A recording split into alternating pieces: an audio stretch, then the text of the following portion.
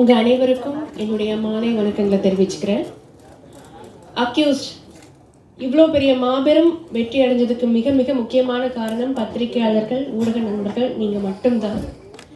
எங்களுடைய முயற்சிகள் எல்லாத்தையும் தாண்டி இந்த அளவுக்கு சப்போர்ட் கொடுத்து இந்த அளவுக்கு 3வது வாரம் ஓடிட்டுருக்குன்னா கண்டிப்பாக உங்களால் மட்டும்தான் முடியும். ஸோ இந்த நல்ல தருணத்தில் உங்கள் எல்லாருக்குமே என்னுடைய நன்றியை தெரிவிச்சுக்கிறேன்.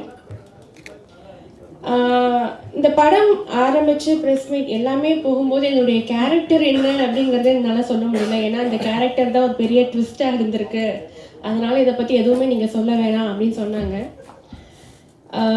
பொதுவாக இந்த இண்டஸ்ட்ரியை பொறுத்த வரைக்கும் பெண்களுக்கு ரொம்ப ரொம்ப இம்பார்ட்டண்ட்டான ஒரு கேரக்டர் கொடுக்கறது ரொம்ப ரொம்ப கம்மியாக போயிடுச்சு. அதுவும் ஒரு புதுமுக ஆர்டிஸ்ட்டுக்கெலாம் பார்த்திங்கன்னா இந்த அளவுக்கு நம்பிக்கை வச்சு ஒரு இம்பார்ட்டன்ஸ் கொடுத்து நடிக்க வைக்கிறது ரொம்ப பெரிய விஷயம். ஸோ என்னை நம்பி இப்படி ஒரு வாய்ப்பை கொடுத்த உதயா அவர்களுக்கு என்னுடைய மிக மிக நன்றியை நான் தெரிவிச்சுக்கிறேன்.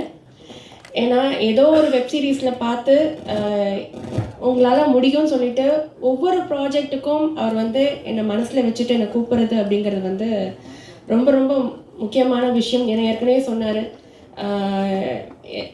வாய்ப்பு எனக்கு ஈஸியாக கிடைக்கல, பட் இவர் எனக்கு கொடுத்துருக்காரு அப்படிங்கும்போது ரொம்ப ரொம்ப சந்தோஷமாக இருக்குது அப்படின்னாரு. அதுதான் நானும் சொல்கிறேன். ஏன்னா இந்த மாதிரி நிறைய திறமையான ஆர்டிஸ்ட்டுக்கு நீங்கள் கண்டிப்பாக முக்கியத்துவம் கொடுக்கணும். அதுக்கு நீங்கள் நிறையா படங்கள் நீங்கள் நடிக்கணும், ப்ரொடியூஸ் பண்ணணும், டைரக்ட் பண்ணணும், எல்லாமே நீங்கள் பண்ணணும். உங்களுடைய இனிமேல் வர அடுத்த ஸ்டெப்பிங் ஸ்டோன் எல்லாமே வெற்றியாக இருக்கணும்னு சொல்லிட்டு நான் இந்த நேரத்தில் நான் சொல்லிக்கிறேன். அடுத்து என்னுடைய டைரக்டர், அவர் என்னுடைய கேரக்டர் என்ன, நான் என்னால் என்ன பண்ண முடியும் அப்படிங்கிறதெல்லாம் நல்லா புரிஞ்சு வச்சுட்டு என்கிட்ட வேலை வாங்கினார். ஸோ இந்த அளவுக்கு ஒரு சக்ஸஸ் மீட்டில் நானும் உட்காந்துருக்கேன், ஏதோ நானும் ஒரு நல்ல கேரக்டர் பண்ணியிருக்கேன் அப்படிங்கிறதுக்கு காரணம் எங்களுடைய டைரக்டர் தான். ஸோ அவருக்கும் நன்றி தெரிவிச்சுக்கிறேன். மியூசிக் டைரக்டர் சூப்பராக சாங் போட்டிருந்தார். என்னுடைய கோ ஆர்டிஸ்ட், அப்புறம் டிஓபி, எல்லாருக்கும் இந்த தருணத்தில் நன்றி தெரிவிச்சுக்கிறேன்.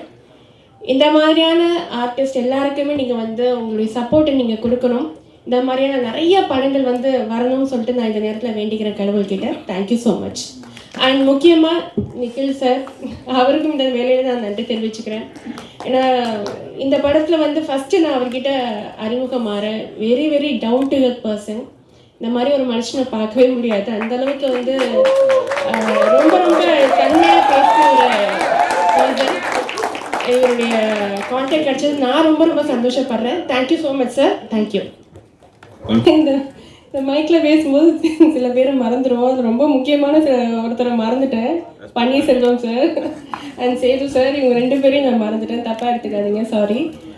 ஏன்னா ஆரம்பத்துலேருந்தே இவரும் ஒரு தயாரிப்பாளர் அப்படிங்கிறத தாண்டி ரொம்ப ஃப்ரெண்ட்லியாக என்கிட்ட ரொம்ப நல்லா பேசி வேலை வாங்கினார். ஸோ இந்த டைமில் சொல்லுன்னா வேறு எந்த டைமில் சொல்ல முடியாது. So thank you so much sir.